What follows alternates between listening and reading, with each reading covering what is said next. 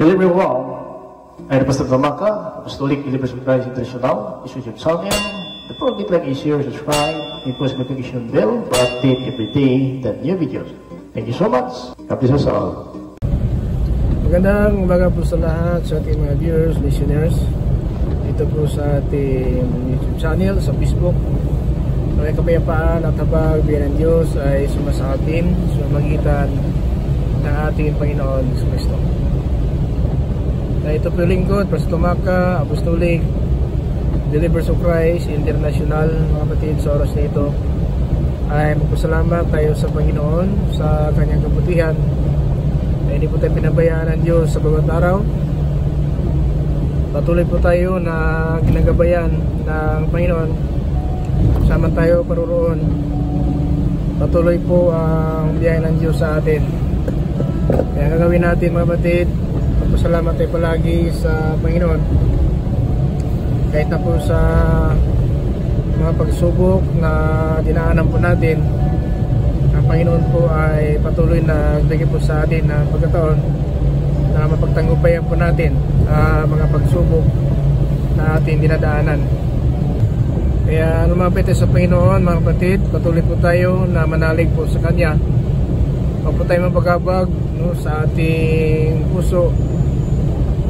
Kailangan manalig po tayo sa Panginoon dahil Siya po ang may kapangyarihan na mag-iwas sa atin ng mga sakuna o mga pangyayari sa salibutan na iba't ibang paraan na mga pangyayari.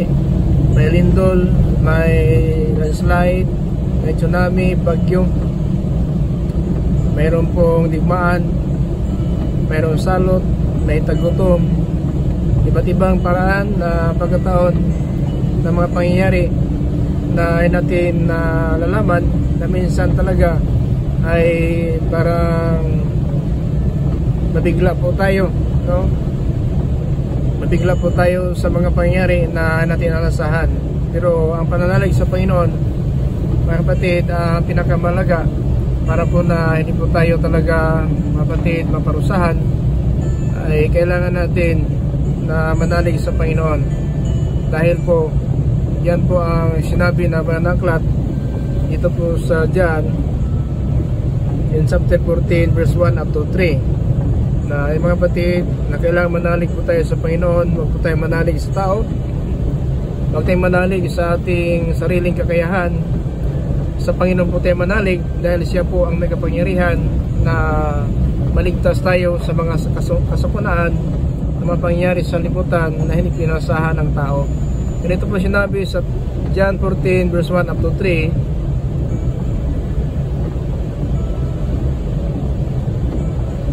Sinabi po na banaklat, sinabi ni Jesus sa kanila, huwag kayong mabagabag.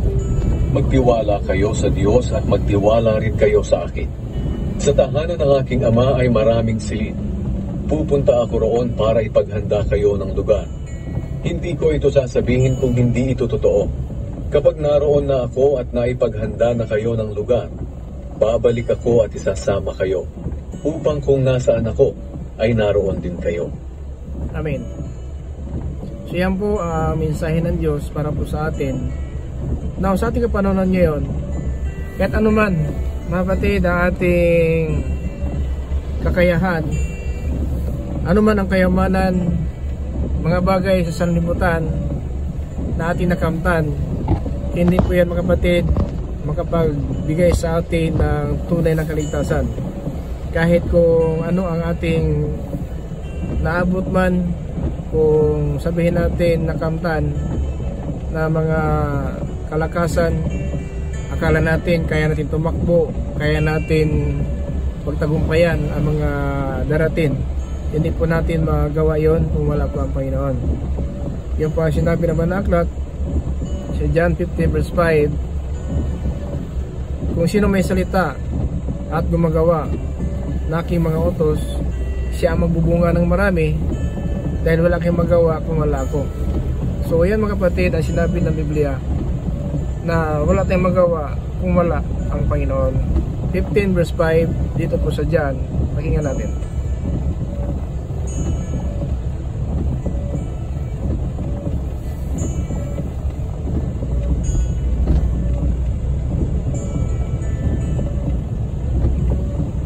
puno ng ubas, at kayo ang aking mga sanga. Ang taong nananatili sa akin at ako rin sa kanya ay mamumunga ng marami, sapagkat wala kayong magagawa kung hiwalay kayo sa akin. Ayan po mga kapatid, wala tayong magagawa kung hiwalay tayo sa Panginoon. So bakit nagtagumpay tayo? Bakit nagkaroon tayo ng mga bagay? Dahil po ito po kaloob ng Diyos. Kasi ang Diyos po ang nagbibigay ng lahat ng bagay. Hindi po tayo ang nakakamit sa ating pagsisikap.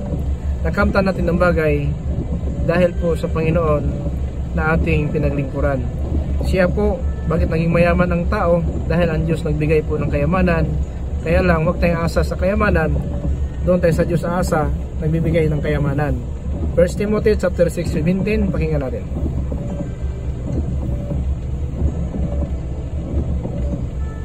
Sabihin mo sa mga mayaman sa mundong ito, huwag sila magtiwala at magmayabang sa kayamanan nilang sandali lang ay mawala. Sa halip, umaasa sila sa Diyos na nagkaloob sa atin ng lahat ng mga bagay na ating kinasisiyahan. So, Diyos lang po nagbigay. Kaya huwag tayong asa dyan. Akala natin mayaman na po tayo. Mga kapatid, huwag tayong asa dyan dahil ang kayamanan ay panandalian lang sa salimutan. Ito po hindi magtatagal at mawala mga kapatid. Kaya pinagsabihan tayo ng Panginoon para huwag tayong asa ng kayamanan na kaloob lang po ito ng Diyos. Sa Diyos tayo asa, nagbigay po ng lahat ng kayamanan. Sabihin mo sa mga mayayaman sa mundong ito na huwag silang maging mayabang o umasa sa kayamanan nilang madaling mawala. Sa halip, umasa sila sa Diyos na nagkakaloob sa atin ng lahat ng bagay na ikasisiya natin. So, dapat lang mga kapatid, no? Sa Diyos tayo asa.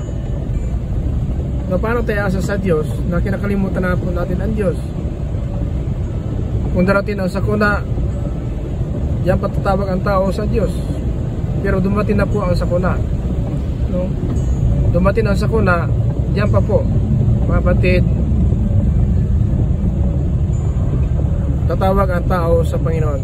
Now, may katanungan si Propeta Jeremias sa Jeremiah chapter 12 verse 1. Ganito po ang katanungan ni Jeremias sa Panginoon.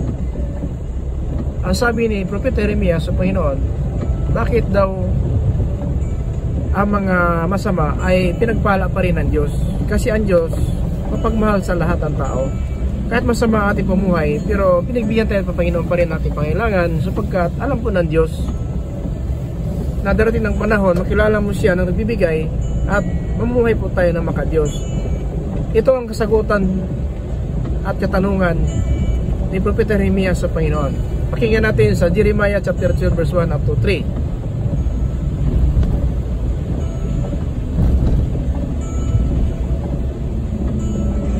Ikalabindalawang kabanata. Panginoon, kapag nagrereklamo po ako sa inyo, palaging makatarungan ang tugon ninyo. Pero ngayon may tanong po ako tungkol sa katarungan nyo. Bakit po umuunlad ang masasamang tao? Bakit po mapayapa ang buhay ng mga taong taksil sa inyo? Pinagpapala nyo po sila na parang punong kahoy na naguugat, lumalago at namumunga. Pinupuri po nila kayo ng mga bibig nila, pero hindi galing sa puso nila. Ngunit kilala niyo po ako, Panginoon. Nakikita niyo ang mga ginagawa ko, at alam po ninyo kung ano ang nasa puso ko. Kalagkarin niyo po ang mga taong ito, na parang mga tupa patungo sa katayan. So mga kapatid, ang Biblia po patunay, tandaan po natin, na may katanungan po si Propeta Jeremias tungkol po sa masamang tao na pinagpala pa rin ng Diyos. At nagpupuri sila sa verse 2, nagpupuri sila, pero sa puso nila, wala po ang Panginoon. Pinagpapala niyo po sila na parang punong kahoy na naguugat, lumalago at namumunga. Pinupuri po nila kayo ng mga bibig nila, pero hindi galing sa puso nila. So kahit ganun ang mga tao na nagkukunwari, nagpakitang tao lang, simba, nalangin, pinupuri ang Panginoon, pero ang puso nila iba po ang laman. Kasakiman, paninira ng kapwa, pagsisinungaling, pangalunya, pag-iapid, pagpatay, panira ng kapwa. So ganoon ang laman ng puso nila. Pero nagpupuri sila tulad ng linggo, magsamba ang tao, akala siguro natin kapag nagsamba talaga maka-Diyos sila. Pero ang totoo mga kapatid, wala po sa puso nila ang Diyos. Nasa bibig lang po upang na pakitang tao lang po at magkaroon sila ng kayamanan na hinahangad nila, at pinagpala sila ng Diyos dahil po alam ng Diyos na ang tao talaga ay nangailangan ng mga bagay na kanyang hinahangad. 12 kabanata. Panginoon, kapag nagrereklamo po ako sa inyo, palaging makatarungan ang tugon ninyo. Pero ngayon may tanong po ako tungkol sa katarungan nyo. Bakit po umuunlad ang masasamang tao? Bakit po mapayapa ang buhay ng mga taong taksil sa inyo? Pinagpapala nyo po sila na parang punong kahoy na nag-uugat, lumalago at namumunga. Pinupuri po nila kayo ng mga bibig nila, pero hindi galing sa puso nila. So yan mga kapatid, no, sa ating pamuhay ngayon sa bawat araw, alam ba natin na alam ng Diyos kung alam ng puso natin? Kahit kung dayain natin ang tao, dayain natin si pastor, si father, si brother, sister, ayon sa ating pagtawag sa Panginoon sa ating bibig, pero ang puso natin, alam ng Diyos kung ano ang laman. Kaya hindi pwede mga kapatid na dayain rin ang Diyos, sapagkat ang Diyos wala pong nakatago. Anong ginawa ng tao, saan tayo paroroon, ay alam po ng Diyos. Tandaan po natin, alam po ng Diyos, at kitang-kita po tayo saan tayo paroroon, kitang-kita tayo ng Diyos mga kapatid. No? Pakinggan natin sa Proverbs kung mga kawikaan, chapter 5 mga kapatid, verse 21. Pakinggan natin ang sinabi ng Biblia, na ito po ang sinabi ng Panginoon.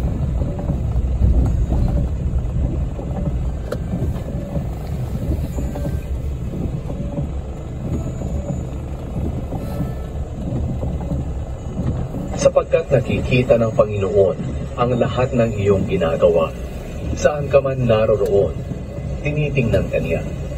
Amen. So saan ka man naroroon, tinitingnan tayo ng Diyos. Ano ang ginagawa natin, nakikita ng Diyos. Now, sabi ko na nga, pili natin malila si pastor, si father, si brother, sister, ay po sa ating bibig. Pero alam ng Diyos na ang puso natin, masama po ang layunin. Ganun po mga kapatid kalagayan natin. So dahil po ganyan, si Propeta Jeremias ay natatanong sa Panginoon, bakit pinagpala ang mga masama? So dahil ang Diyos po, kahit masama buhay natin, pinagbigyan pa rin tayo nating kahilingan, sapagkat pag hindi tayo pagbigyan, patay tayo. Now, hindi po nais ang Diyos na mapahamak ang tao. Ang nais ang Panginoon, maligtas ang lahat ng tao. Hindi pwede sabihin mga kapatid natin, dahil masama sila, pabayaan sila ng Diyos. Hindi naman, pinagbigyan pa rin sila ng Diyos, dahil kapag pabayaan tayo ng Diyos, patay tayo.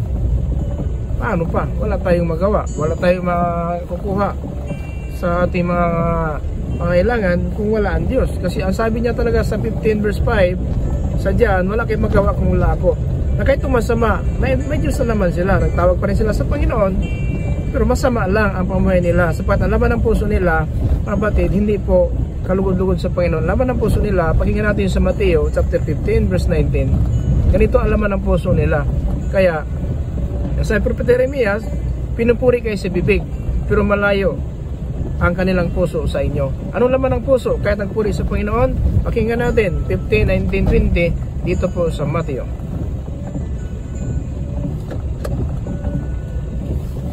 Sapagkat sa puso ng tao nagmumula ang masasamang pag-iisip na nagtutulak sa kanya para pumatay, mangalunya, gumawa ng sexual na immoralidad, magnakaw, magsinungaling, at manira ng kapwa. Ang mga bagay na ito ang nagpaparumi sa isang tao. 20. Ang mga bagay na ito ang siya nagpaparumi sa isang tao. Now, ang sabi ng Jeremias, pinupuri kayo Panginoon sa kanilang bibig, pero malayo sa iyo ang kanilang puso. So kahit nagpuri sa Panginoon, pero ang puso nila nagmamata sa sarili, pumatay, mga lunya, nakiapid, nangnira ng kapwa, at mga batid ng sisinungaling. So ganoon po ang laman ng puso ng tao. Kaya hindi po natin maaring mga batid lukuhin ang Diyos, kasi ang Diyos nakikita po ang lahat nating ginagawa. Now, kaya mo natin diyan si pastor, praise the Hallelujah, amen. Ang paman ang gawin mo para si pastor maniwala na ikaw talaga ay Kristiyano, ikaw ay Christian, pero makikita pa rin yan sa ating pamuhay. Kaya dapat lang matuto tayo sa bawat araw, paghayaan mga kapatid na maparusahan tayo sa pagdating ng Panginoon. Mga kapatid, sana po hindi kaparusahan ating kantungan, sana po buhay na walang hanggang ang ating makamtan. Hindi magkaroon ng buhay na walang hanggang. Patuloy po ang Panginoon na binigyan po tayo ng pagkataon na sana po buhay na walang hanggang ating makamtan. Dahil ang puso ng tao mga kapatid, yan talaga ay sinabi ng Biblia na ang laman ng puso pagmataas sa sarili, pagpatay, pangalunya, pagkiapid, pagsaksi ng kasinungalingan, at panira ng kapwa. So ganoon po ang laman ng puso ng tao. Kaya kailangan po ang salita ng Diyos ang ilagay natin sa ating puso. Huwag ang pagmamataas, pagpatay, pangalunya, pagkiapid, at itong panira ng kapwa, pagsinungaling. Hindi yan mga kapatid dapat ang makalagay sa puso natin. Dahil ang Biblia nagpapatunay na darating na araw na ilagay ng Panginoon ang kanyang salita sa ating puso at isipan. Kaya ito namang panahon yan mga kapatid na dapat natin pahalagaan ng mensahe ng Diyos. Dapat talaga na patuloy tayo na makikinig at magbasa ng Biblia. Dahil kapag yun ang ginawa natin mga kapatid, so sigurado po, sigurado po ang ating kantungan na buhay na walang hanggang ang ating makamtan. Kaya hanggang sa mga panahon na ito mga kapatid, ay tinuturuan tayo ng Panginoon kung paano po tayo mga kapatid magkaroon ng pag-asa, tumo ng kaligtasan na mga kapatid inasahan po natin. Tanda po natin hanggang ngayon ang Panginoon ay binigyan po tayo ng pagkataon na sana po malaman natin ang kanyang mga salita, kung ano ang dapat natin gagawin. So ang Biblia nagpapatunay po na talaga ang salita niya ay itanim sa ating puso at isipan para may masunurin po tayo. Kasi kung ang laman ng puso natin talaga ay hindi po yun, so maaaring magkamali tayo. Dahil po ang laman ng puso ng tao ay po sa Biblia sa Mateo Kabanata 15 talata 16, sapagkat nanggaling sa puso ng tao ang pagmataas sa sarili, pagpatay, pangalunya, pagkiapid, pagsaksi ng kasinungalingan, at panira ng kapwa. So yun po ang laman ng puso ng tao habang na may sanlibutan. Kaya ayaw ng Panginoon na dayain lang natin na ating kapwa, sumita po na ating bibig, pero sa puso natin, yun po ang nakita ng Diyos na may kaibahan po sa utos ng Panginoon. So dapat lang na matuto tayo sa bawat araw, wag natin hayaan. Sana po buhay na walang hanggang talaga ating makamtan. Now, sa bawat araw, tinuturuan po tayo ng Panginoon kahit paano na tayong lahat ay magkaisa po, ay magkaisa po tayo sa kanyang kaharian.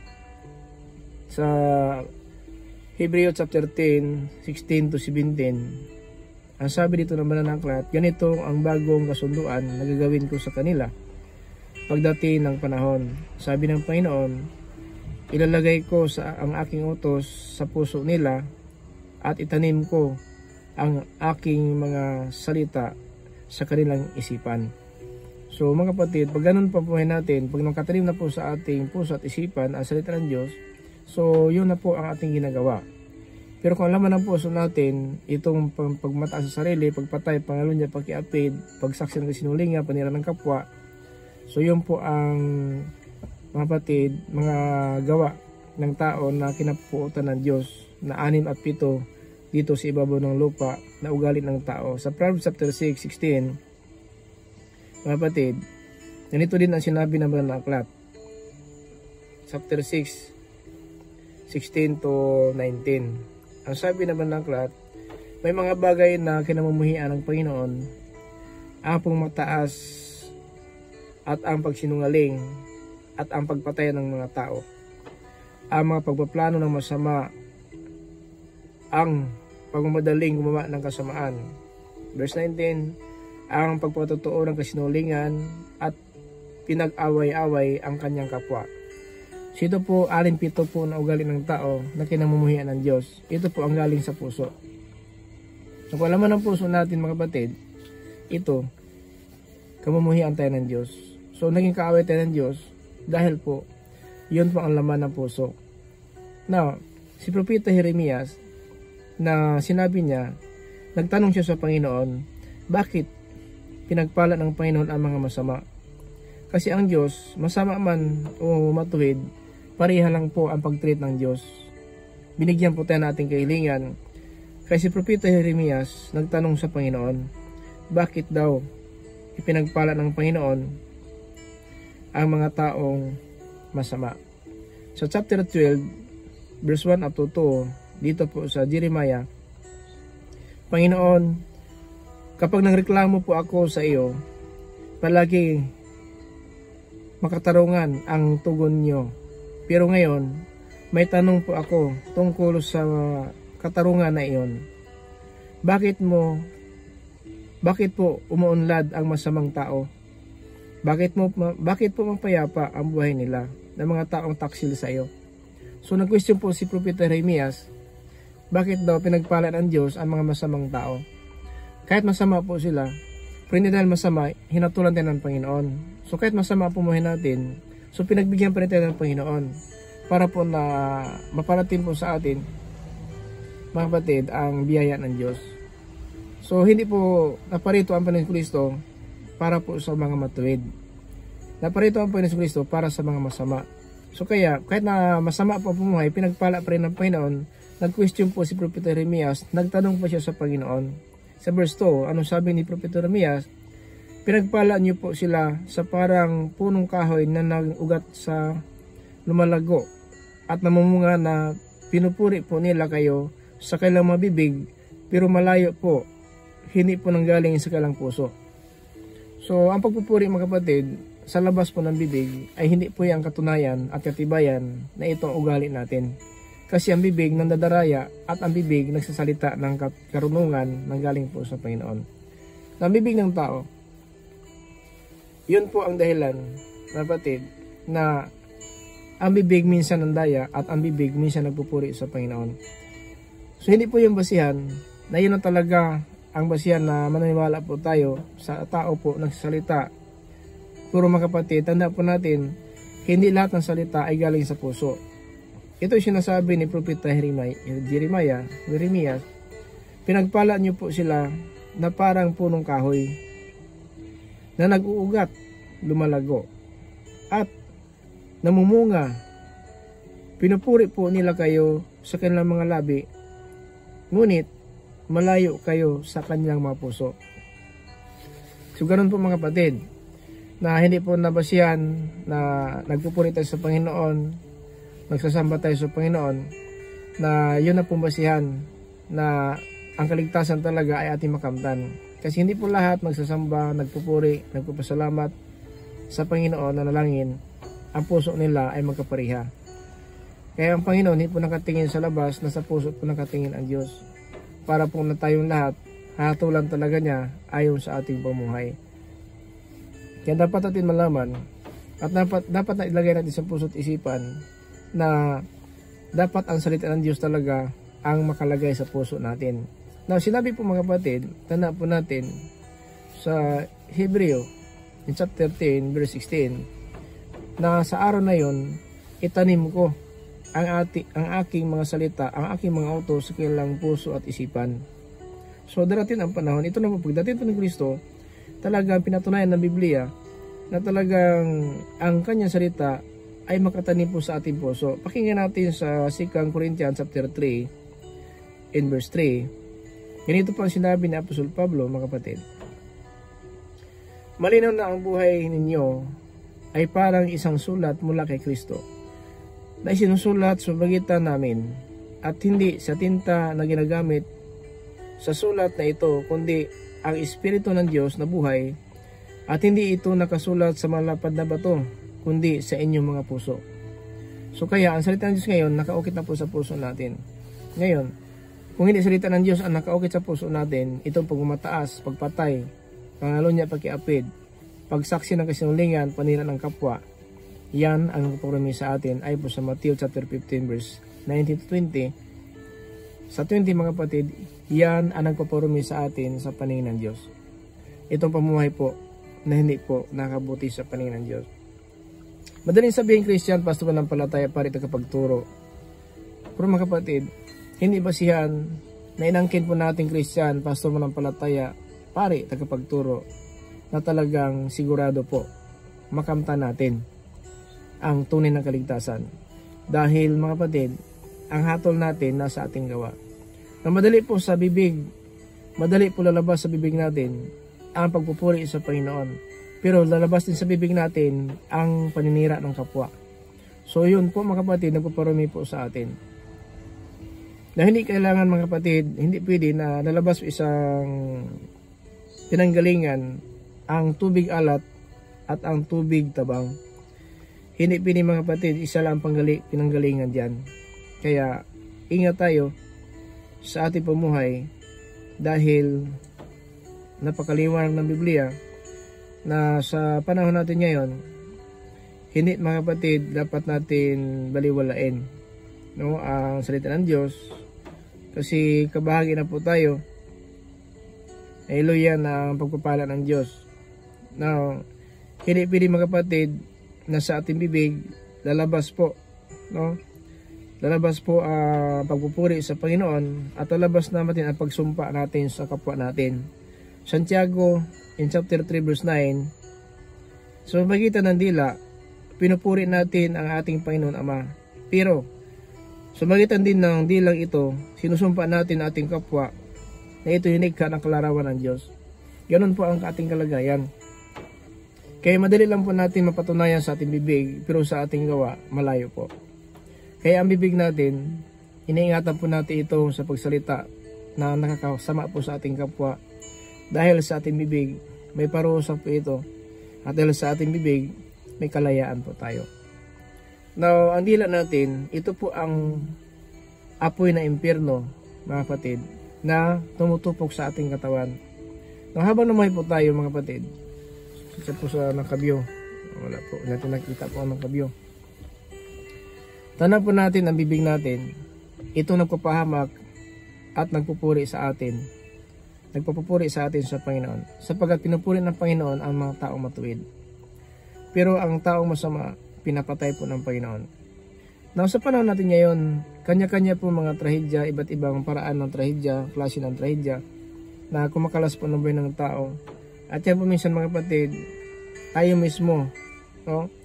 Tayo mismo nakakita ng mga balita sa social media, tulad po lang slide po doon sa Mako ko Masara, sa Mako Davao de Oro. Napakasakit po ng sabihin natin balita, nakita po natin sa social media.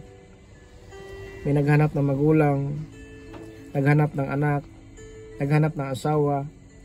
So halos gumuguho po ang mundo at masakit sa ating puso at isipan na pangyayari talaga hindi naasahan.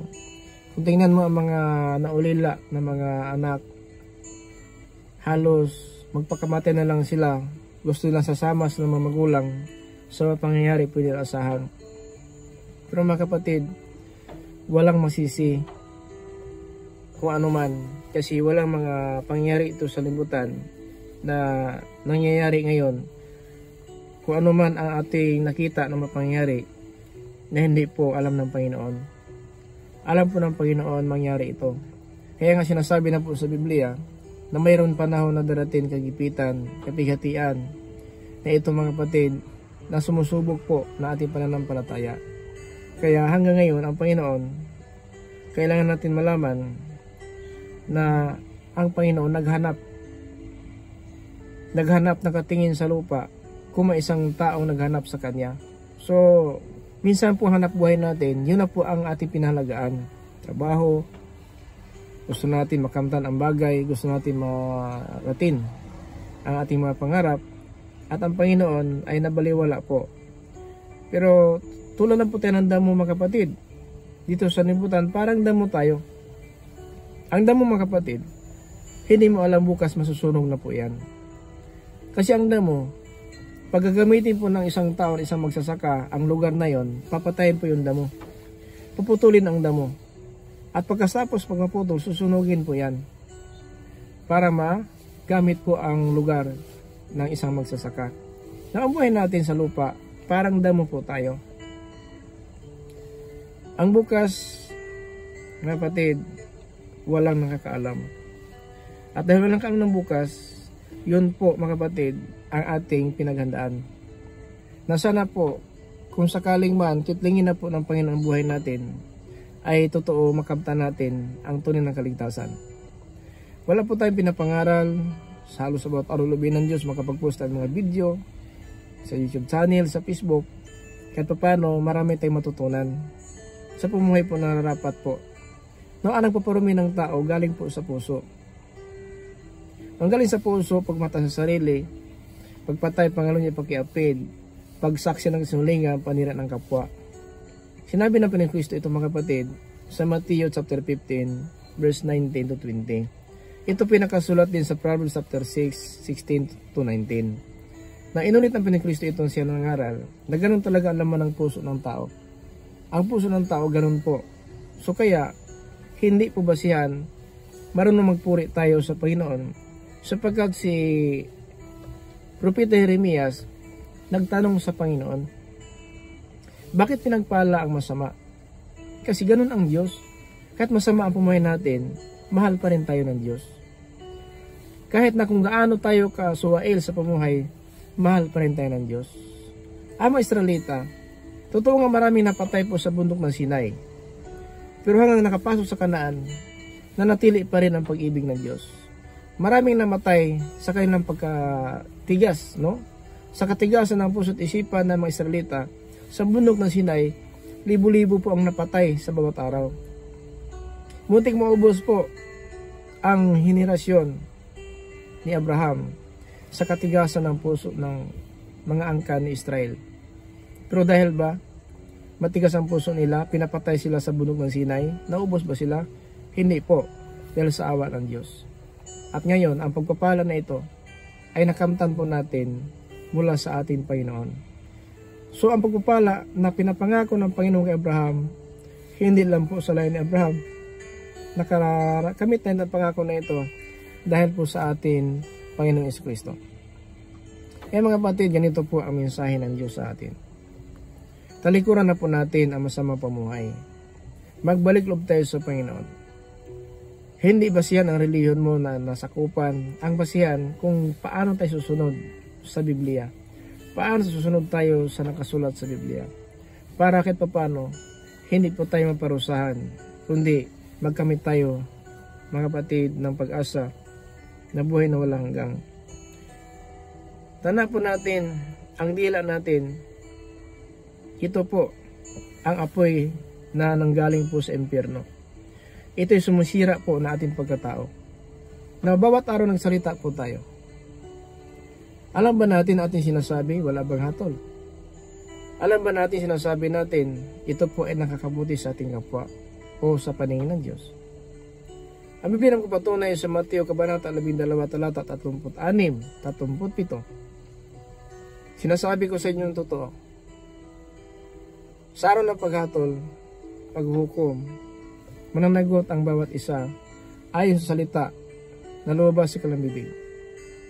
Parusahan ka, mapawalang sala ka ayon sa salita na lumabas sa ating bibig. Mga kapatid, bawat araw nagsalita tayo. Tandaan po natin, hanggang sa araw ng paghatol, dadalhin sa hatol ang mga salita na ating sinasabi. Kaya ang totoong Christian, pastor mo ng palataya, pari tagapagturo man ng salita ng Diyos, dapat huwag tayong maging suwail sa paningin ng Diyos. Hindi basihan ang bansag pastor, pari tagapagturo Kristiyan ng palataya. Ang basihan kung paano tayo mamuhay ng karapat-dapat sa Panginoon. Kasi ang sinabi po sa Galatia chapter 6 verse 7, kung ano ang tinatanim ng tao, iyan ang kanya anihin. Hindi madaya ang Diyos ayon sa akala siguro ng iba. Kung anong tinatanim ng tao, yan ang kanya anihin. Kaya dapat anihin natin mga kapatid, kapayapaan, biyaya ng Diyos, buhay na walang hanggang ang ating makamtan. So hindi pa huli ang panahon mga kapatid, habang may may pag-asa pa tayo. Tandaan po natin sa Santiago in chapter 3 verse 6 up to 7 up to 8. Ang dila ay tulad ng apoy na maraming kasamaan ang nagmumula sa ating dila, at ito ay nagpapupuri sa buong pagkatao at nagpaparumi sa atin. Katulad ito ng apoy nanggagaling sa impyerno at sumisira ng buong buhay natin, ang dila. Kaya bago mo ginagawa, bago natin sinasabi, alam natin ang tama o mali. Alam ba natin mga kapatid, nakaalam natin ang tama at mali dahil po na ginawa po mga kapatid ni Adan si Eva, kumain sila ng bunga ng kahoy, kaya alam natin ang tama o mali. Di tulad po nito, kumain ng bunga ng kahoy, hindi alam ni Adan si Eva na sila'y hubad. Kung nagkasala na po sila, doon pa nakikitang hubad po sila. Kasi pinagbawal ng Panginoon, kakain sila sa bunga ng kahoy na yon. Kapag nakakain sila, malalaman nila ang tama o mali. So, dahil po ganyan nangyari, alam na po natin ang tama at mali. So kung alam mo na mali, huwag mo nang gawin. Gawin natin ang tama. Shout out po sa ating viewers. Hindi natin nakita po ang viewers natin. Pasensya lang po, hindi tayo makagreet. Kung sino po ang nakatingin po sa live natin ngayon, natin alam sino nakatingin sa ating mga viewers ngayon, natin alam. No? So mga kapatid, ganito po ang sinabi ng Banal na Aklat. Kailangan natin, mga kapatid, malalaman ang katotohanan, dahil ang katotohanan ang isang nagpapalaya po sa atin. So mga kapatid, maraming salamat po sa lahat ng mga viewers natin, listeners, dito po sa YouTube channel, sa Facebook. Maging kapayapaan at habag biyan ng Diyos ay sumasa atin sa magitan ng atin Panginoon Kristo. Ito po yung linggo po sa Tumaka Apostolic Bible Surprise International. Mga kapatid, like and share lang po natin, subscribe. Don't forget to push the notification bell para update every day ng new videos or live streaming to sharing the word of God. Thank you so much, and God bless us all. And bye-bye.